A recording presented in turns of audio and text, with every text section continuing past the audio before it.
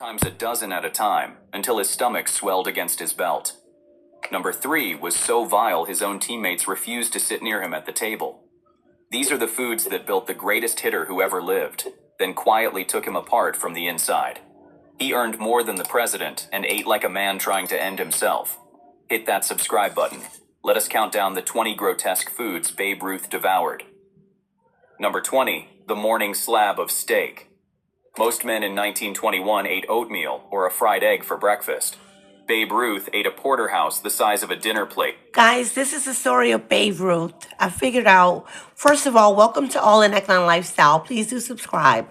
I figured I'd upload something totally different. That's what's on the algorithm, but very much educational and very much profound. Everybody, I'm sure, knows Babe Ruth. Whether you like baseball or not, you've heard of him. You have to. Okay, so let's continue. Enjoy. Plate before he had fully woken up. Teammates described walking into a hotel dining room at 7 in the morning and finding him already halfway through a 2-pound cut of beef, blood pooling on the plate, a fork in one hand and a bottle of ginger ale in the other. He did not cut it small. He carved off enormous pieces and worked them down while reading the sports pages. A porterhouse like that cost about $1 in the early 1920s. Real money then. Did you guys hear that? That big porterhouse is one of the biggest steaks. Well, it's 1 second to the first. I think it's the Omaha. Did I say it right? You know, with the long bone. But the porterhouse is very big too. And it only costs $1. Wow. But Ruth had it every single day the club was on the road. He believed red meat in the morning gave him power at the plate. What it actually gave him was a digestive system that never once got to rest. By the time... Guys, because for educational purposes only, any beef, especially if it's not, cooked for hours and hours and hours at a time, it has to digest through your system. So eating it every day wouldn't be a good, healthy choice. Let's continue. The rest of the team ordered lunch. He had already eaten more than most of them would eat all day. Number 19, pickled eels in vinegar. This one turned stomachs even in his own era. Ruth kept jars of pickled eels the way other men kept a flask, and he ate them cold, straight from the brine, pinching the slick gray pieces out with his fingers. The vinegar smell followed him around the clubhouse. He swore they settled his stomach and sharpened his eye, and he would eat a full jar the night before a game, then wonder aloud why he felt sick in the third inning. Pickled eel was cheap immigrant food in New York then, sold from barrels down on the Lower East Side for a few cents a pound. Ruth, a man who could have eaten anything in the city, chose the eels. The acid and the oil sat in his gut for hours. Sports writers who saw him do it never forgot it, and they wrote about it for the rest of his life as proof that the man's appetite obeyed no rules a normal person would recognize. Number 18, raw onions like apples. Ruth ate raw onions the way a child eats fruit. He would peel a whole yellow onion, salt it, and bite into it in the dugout between at-bats, tears running down his face from the fumes while he chewed and grinned. He claimed onions cleared his blood and kept him from catching cold. The men sitting beside him on the bench got the full force of it for 9 innings. An onion cost a penny at a market. Onions are really good for you, but to eat it like that, I don't know. Wow, let's continue. And it only costs 1 cent, guys. Back in the 20s. So this was not about money. It was about a man whose body simply demanded to be eating something at all times. And if nothing better was in reach, the onion would do. The raw sulfur compounds tore at a stomach lining that was already under siege from everything else on this list. Look how big it is. He would finish That's one, your wipe intestines. his eyes on his sleeve, and reach for the bag to start another before the inning was over. Number 17, chili by the pot. When Ruth found a chili he liked, he did not order a bowl. Hold up. Check this out. I'm going to show you how I avoid Oh my, this part. guys, are you serious? Okay, you ready? This is insane. Oh my goodness. That's how much I was. Sorry, guys. Okay? Let's continue. I picked up the car. He ordered the pot. There are accounts of He him ordered sitting this down in a pot of Texas roadhouse food. during spring training and eating chili until the owner came out to watch, because no one had ever seen a human being put away that much in one sitting. Grease floated on the surface, cheap ground beef and beans cooked down with peppers and lard. The kind of dish that cost a nickel. Now, I know he had a very, very bad tummy ache because what it does once you get it inside your intestines, your body is swells, especially beans. Just drop some beans in water and you'll see how it expands. Let's continue. Nickel a bowl because it was made from the cheapest scraps a kitchen had. Ruth ate 5, 6, 7 bowls, mopping it up with white bread, sweating through his shirt. Then he would go out and play. What? Chaos and heat and the fat load turned his insides into a Hold furnace. on, guys. Hold up. He would actually go and play the game after he ate all those bowls of chili. It sounds like his body was a machine or something, guys. This is diabolical. Let's continue. And by the middle innings, he was reaching for the one thing that could quiet it, which brings us to what he carried in his pocket at all times. Number 16, bicarbonate of soda straight. This was not a food. It was the confession that the food was winning. Ruth carried bicarbonate of soda everywhere, and when the steak and the Baking soda is very good for intake. He's right, guys. You should do your research on baking soda. It is baking soda and peroxide in your home could take care of 50 things. Do your research. The chili and the eels came back to haunt him. He would tip a spoonful of the white powder straight onto his tongue and chase it with water, or stir a heaping load into a glass and drink it down fizzing. Some days he did this 3 and 4 times before the game even started. The soda neutralized the acid for 20 minutes, just long enough for him to eat something else that started the whole cycle again. A tin of bicarbonate cost a dime and lasted a week the way normal people used it. Ruth went through it like a man patching a boat that was already underwater. Teammates said you could hear him belch from across the clubhouse after a dose. It was the sound of a body already asking for mercy in 1923, 2 full years before it finally quit on him. Number 15. Guys, this is sad. Like, it really is. I didn't know this. I always knew Babe Ruth. I was a baseball card collector. I had 4 brothers, guys. Don't judge me back when. But I'm all lady, okay? Literally. But this is I don't know what to think of this. Whole racks of spare ribs. Ruth did not share ribs. He ordered a full rack, then a second full rack, and ate them with both hands until the bones were stripped clean and stacked in a greasy pile that servers described with something close to awe. Barbecue was working man's food. The fatty cuts nobody with money wanted, sold cheap off the smoker. That was exactly why Ruth loved it. He had grown up with nothing in a Baltimore waterfront home for troubled boys, and rich food that came in enormous cheap quantities was his idea of heaven for the rest of his life. He ate ribs the way a starving man eats, even at the height of his fame, even earning $80,000 a year. The rendered pork fat coated everything it touched, including the inside of a man who was carrying more of it than his frame was ever built to hold. First pattern break.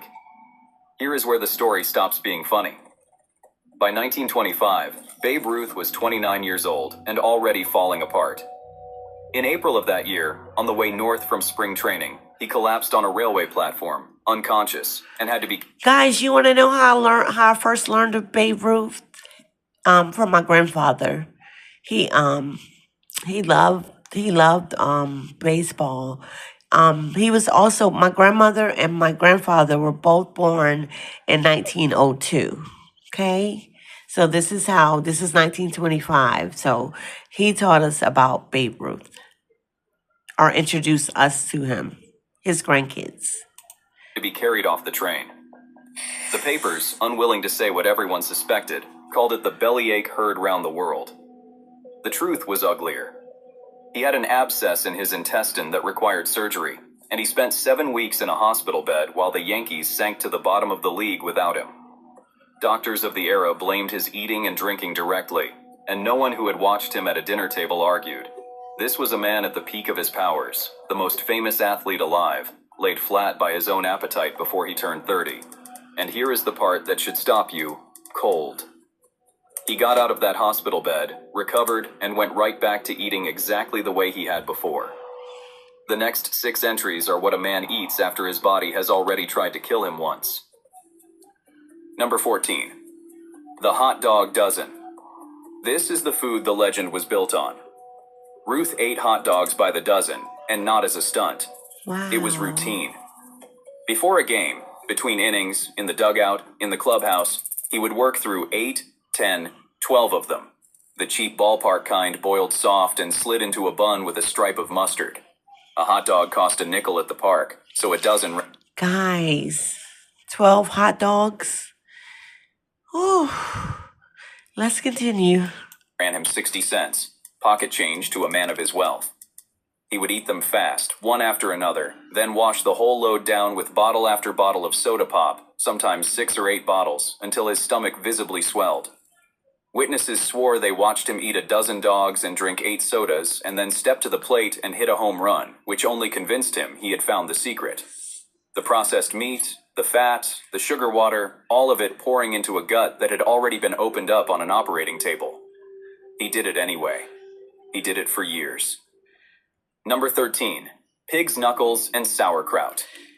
Ruth had a German appetite to match his German name, and pig's knuckles were near the top of it.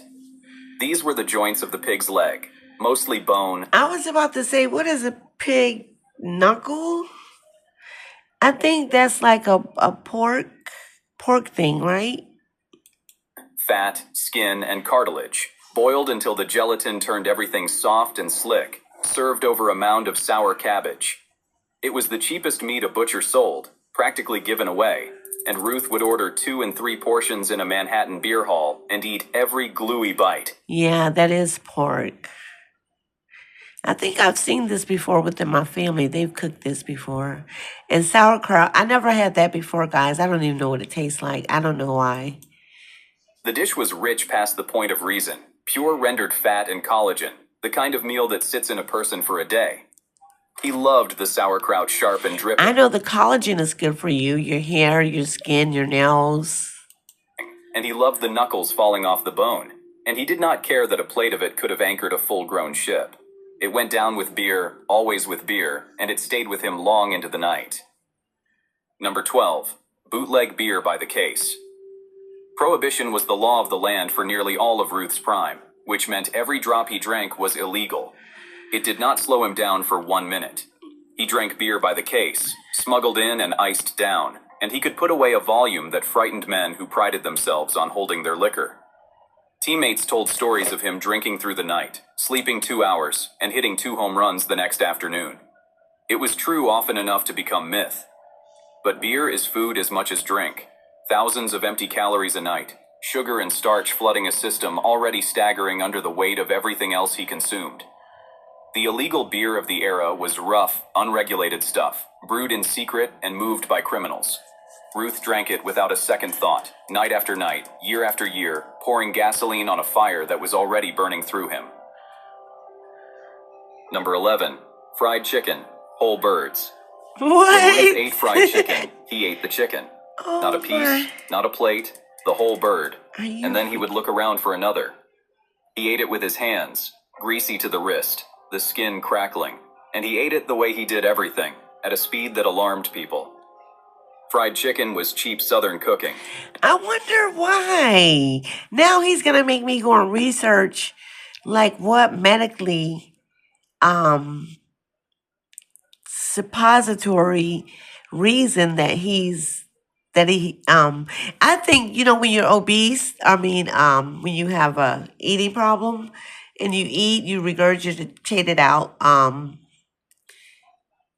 think it's just like vice versa, but I never heard of this before, guys. I'm sorry. I'm just in shock. I did not know this.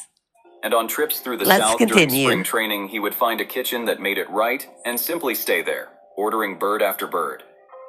The lard it fried in and the fat under the skin loaded him up all over again.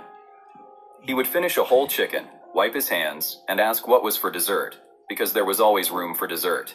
And dessert was its own category of ruin. Number 10. Ice cream by the quart. For all the meat and grease, Ruth had a child's sweet tooth that never left him, and ice cream was its purest expression. He ate it by the quart, straight from the container, spooning it down after a full meal as though he had eaten nothing at all. He especially loved it after games in the summer heat, sitting half-dressed in the clubhouse working through a carton while the sweat still dried on him. Ice cream was a nickel treat, an ordinary indulgence, but no one else on earth was eating it a quart at a time on top of everything already on this list. The sugar and the cream piled on with the beer and the pork fat and the fried chicken, day after day, a caloric flood that no amount of home runs could burn away. His waistline told the story long before his organs did. First look at the damage. By the late 20s, the man they once called the Sultan of SWAT was carrying a belly that strained every uniform the Yankees could sew for him.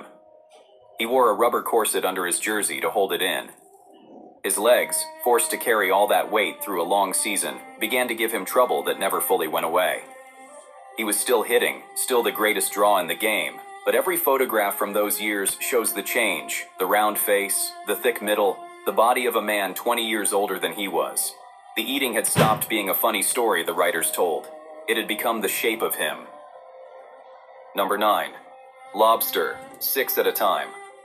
When Ruth had money, and after 1920 he always had money, he attacked the expensive food with the same violence he brought to the cheap. Lobster was a favorite, and he did not order one. He ordered 5 and 6, and cracked through them one after another, butter running down his chin, tossing the empty shells aside. A restaurant in New York learned to expect it whenever he walked in. The man ate like every meal might be his last, a habit burned into him from a childhood where food was never certain, and no fortune ever talked him out of it. 6 lobsters drowned in butter is a meal that would flatten most people for the evening. For Ruth, it was a course, one part of a longer night, with more food and more drink still ahead. Second pattern break. Here is what nobody around him would say out loud. Everyone knew. The trainers knew, the manager knew, the doctors knew, and every sports writer who traveled with the team knew. They watched him do it for 20 years, and they turned it into charming anecdotes because the alternative was admitting they were all watching a man slowly eat himself to death and doing nothing about it. In 1925, the Yankees hired a trainer specifically to get Ruth's weight and habits under control, and for one winter it worked, and he came back lean and had one of the greatest seasons ever played. Then the discipline faded, and the old appetite came roaring back, because a body trained since childhood to fear an empty plate does not learn moderation from a single scare. The food was not a flaw in the legend. The food was the engine of it, and the thing that would end it, all at once. Number 8. Hot peppers by the handful. Ruth ate raw hot peppers the way other men ate peanuts. He kept them in his pocket alongside the onions, and Guys, this is diabolical, but I'm beginning to understand as we move along. Mentally, he was thinking that these certain foods was giving him the antidote that he needed to be best at the game that he was best at, but he needed to realize that it was a natural born gift that he had. And also, as a child, maybe they didn't have much food. And he said, if I ever get rich, I'm going to eat. I seen this in movies. They say it all the time. If I ever come rich, I'm going to eat what I want, go where I want to go, like that. So let's continue. he would bite into them in the dugout, gasping and laughing, daring teammates to match him. The heat that would double over a normal man barely registered on a palate scorched by decades of abuse. He believed, as he believed about half the things he ate, that the peppers were good for him, that they cleaned him out and fired him up. What they actually did was inflame a stomach already raw from acid and grease and drink. He would eat a fistful, chase them with soda, and step to the plate with his eyes still wide. Too many spices and hot peppers will give you, it could cause you to get an ulcer. FYI. Remember, this is all an Equine Lifestyle. Please do subscribe. Watering. It was pure show, pure appetite, a man treating his own body like a carnival act because it had never once told him no. Number 7. Corned beef and cabbage. Endless. Cheap, salty, and enormous corned beef and cabbage was exactly Ruth's kind of meal. The brisket was a tough, cheap cut cured in salt until it turned tender, boiled with cabbage into a heavy gray feast that cost a butcher almost nothing to sell. Ruth would eat plate after plate of it, the fat-streaked meat and the soft cabbage and the potatoes, and sop up the salty liquor with bread. The salt load alone was staggering, and he did it on top of a diet already drowning in it. His body held water like a sponge.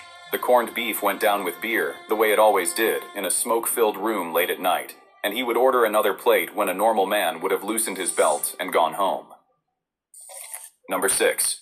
Sardines and anchovies from the tin.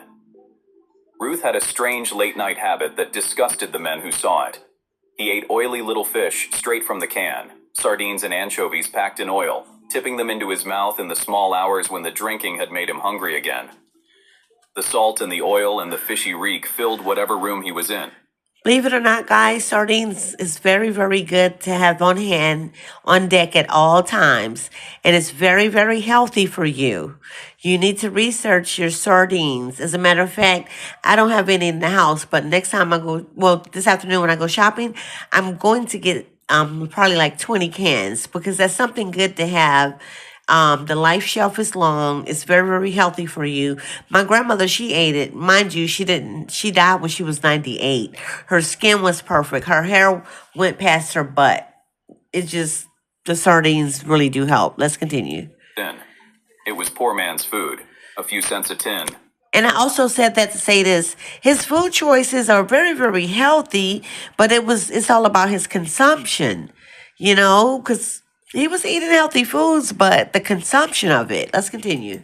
The kind of thing you ate when you had nothing. And here was the richest athlete in America eating it by choice at 3 in the morning.